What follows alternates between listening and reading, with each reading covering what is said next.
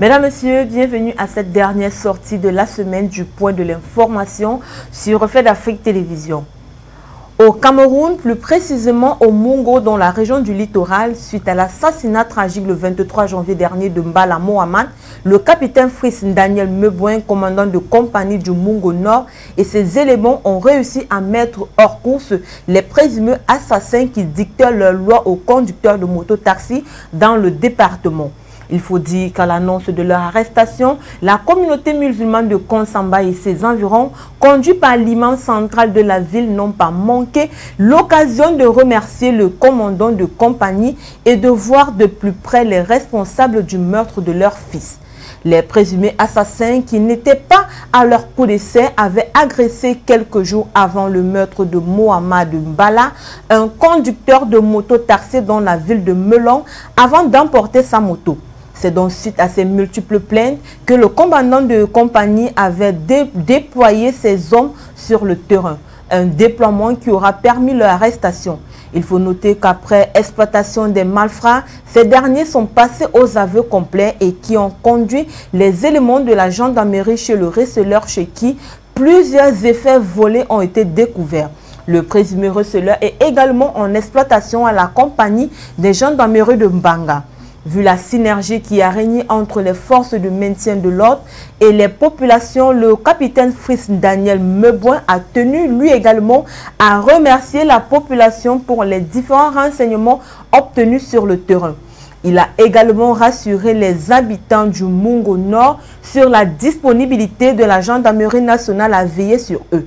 Et pour cela, le capitaine Fritz Daniel Mebouin a donc mis à leur disposition le numéro vert de la compagnie. Toujours au Cameroun, dans un arrêté signé ce 28 janvier 2022, le président de l'Assemblée nationale, l'inamovible Kavayegue Djibril, suspend le secrétaire général de la Chambre basse du Parlement. Gaston Komba est pour compter de la date de signature du présent arrêté, suspendu de toute signature dans le cadre de ses fonctions de secrétaire général de l'Assemblée nationale, peut-on lire en article 1er de l'arrêté. Le président de l'Assemblée nationale a également précisé que pendant la suspension de signature, le secrétaire général adjoint Abdoulaye Daouda liquidera jusqu'à nouvel ordre les affaires courantes de l'Assemblée. Député RDPC d'Unkam de la 8e et 9e législature, Gaston Komba est un ancien haut fonctionnaire à la présidence de la République et au Conseil économique et social. Il faut rappeler qu'avant la suspension de signature du secrétaire général de l'Assemblée nationale, le très honorable Kavayegue Djibril avait dans une correspondance adressée le 24 janvier dernier à 11 h demandé à l'agent comptable de procéder à la mise sous scellé des disponibilités en numéraire détenues par le gestionnaire de caisse d'avance du secrétariat dont le montant total s'élevait à 28 29 480 francs CFA au terme du contrôle effectué le 20 janvier dernier. Et pour mener à bien cette mission, le président de la Chambre basse du Parlement a informé l'agent comptable qu'il sera accompagné par les responsables des services du questeur et de caissier. Un procès verbal signé par toutes les parties prenantes sera élaboré séance tenante, a-t-il souligné. 53%, c'est le taux de pourcentage des recettes collectées en 2021 sur les importations des véhicules au Cameroun. Elles ont atteint 201,5 milliards de francs CFA contre 132,1 milliards de francs CFA en 2020. Il faut dire que c'est au cours de la journée internationale de la douane qui s'est célébrée le 26 janvier 2022 sur le thème « Accélérer la transformation numérique de la douane en développant une culture de la donnée et ainsi un écosystème performant » que la Direction générale des douanes du ministère des Finances a mis en exergue les retombées de la digitalisation dans l'amélioration de la collecte des recettes dans le pays. La Direction générale des douanes met cette progression sur le compte de la mise en service de l'application Cosmos qui est entrée en vigueur en 2020. Officiellement, pour la première année de son fonctionnement, Cosmos a permis d'augmenter les recettes sur les véhicules importés de 47%. Selon l'administration douanière camerounaise, il s'agit d'un dispositif numérique qui permet en temps réel et par une simple introduction du numéro de châssis de vérifier le statut douanier des véhicules importés dans la base de données de la douane camerounaise. L'ex-premier ministre congolais Clément Mwamba repose désormais pour l'éternité dans sa villa Anbibla, assise sur l'avenue Tchétélé à Sibiti. La pandémie qu'il s'était pourtant engagé à combattre quand il exerçait les fonctions de chef du gouvernement a finalement eu raison de lui. Décédé à l'âge de 78 ans, Clément Mwamba aura servi son pays avec abnégation. Sa mort a plongé la République du Congo dans la consternation et elle lui a rendu un dernier hommage au cours d'une cérémonie d'adieu organisée dans la salle des congrès du palais éponyme le 25 janvier dernier en présence du président de la République Denis Sassou Nguesso et son épouse Antoinette. En présence des corps constitués nationaux et diplomatiques, le président de la République, Denis Sassou Nguesso, s'est incliné devant la mémoire de l'ancien Premier ministre. Il faut rappeler que la densité intellectuelle de l'illustre disparu a commencé à se constituer à l'école catholique de Moussunda, où il a fait ses études primaires et secondaires avant d'accéder au lycée technique 1er mai à Brazzaville. Clément Mwamba a ensuite obtenu une bourse pour la France où il a décroché un doctorat en sciences économiques. La Banque des États de l'Afrique centrale a alors été l'institution au sein de laquelle il a passé le plus grand nombre d'années de sa vie professionnelle.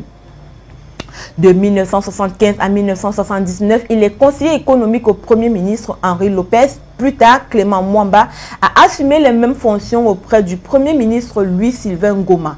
Il a été conseiller économique et financier du président Denis Sassou Nguesso. De septembre 1992 à juin 1993, Clément Mwamba a assumé les fonctions de ministre des Finances. Sa longue carrière politique, faite de marxisme puis de social-éco-démocratie, l'a conduit au PCT sous le monopartisme puis à l'Union panafricaine pour la démocratie sociale. Il est par la suite retourné au PCT où il a été membre du bureau politique jusqu'à sa mort. Le 23 avril 2016, Clément Mwamba est nommé Premier ministre chef du gouvernement, le tout premier de la Nouvelle République après le référendum constitutionnel de 2015. Pour la première fois depuis le putsch du 23 janvier dernier qui a renversé le président Roch Marc Christian Kaboré du pouvoir, le chef de la junte au Burkina Faso, l'officier Paul-Henri Damiba, s'est exprimé hier 27 janvier 2022.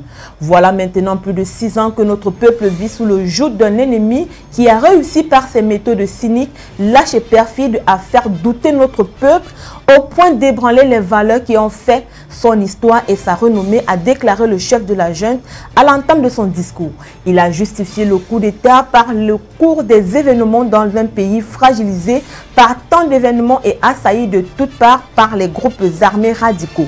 Paul-Henri Damiba reconnaît une tâche immense et promet de restaurer l'intégrité du pays en sauvegardant les acquis de la nation. Lorsque les conditions seront réunies selon les échéances que notre peuple aura souverainement définies, je m'engage à un retour à une vie constitutionnelle normale, a-t-il souligné. En attendant, la priorité est de réduire significativement les zones sous influence terroriste et les impacts de l'extrémisme violence en redonnant aux forces de défense et de sécurité ainsi qu'aux volontaires pour la défense de la patrie la volonté de combattre et d'aller encore plus à l'offensive avec des moyens adéquats. Le 31 janvier prochain au Rwanda marquera la réouverture du principal poste frontière avec l'Ouganda fermé depuis février 2019.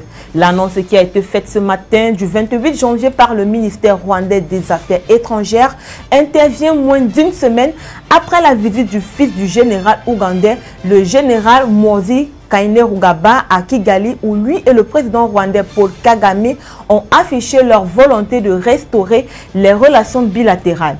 Il faut noter qu'en 2019 que le Rwanda avait brusquement fermé le poste frontière de Katuna en Ouganda, coupant ainsi une importante route commerciale terrestre dans un contexte de tensions croissantes entre les deux pays.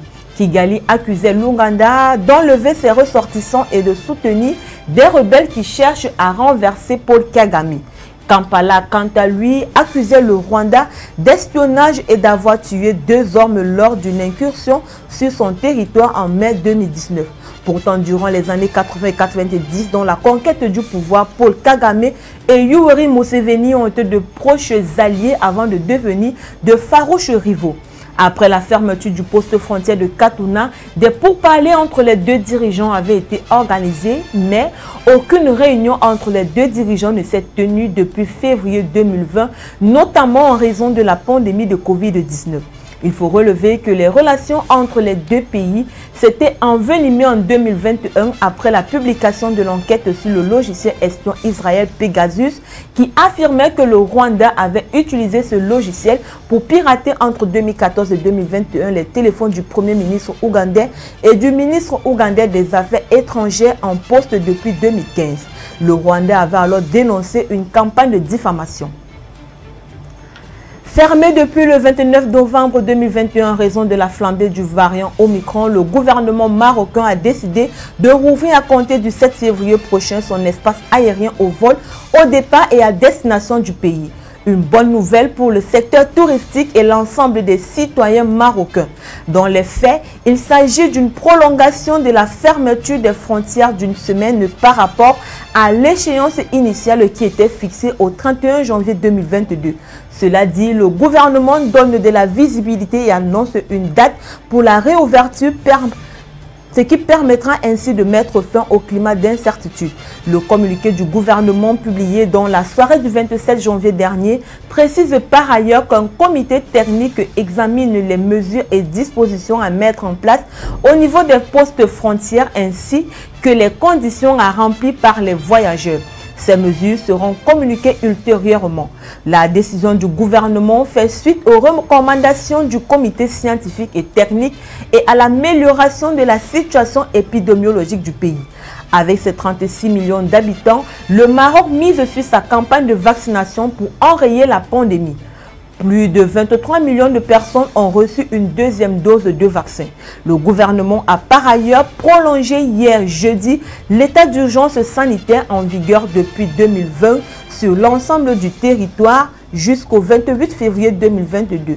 Il faut souligner que la fermeture des frontières a frappé de plein fouet l'industrie du tourisme, de l'hôtellerie et de la restauration, un secteur pourtant vital pour l'économie du royaume. C'est tout pour cette session d'information du 28 janvier 2022. Retrouvons-nous la semaine prochaine pour une nouvelle sortie. Bon week-end à tous.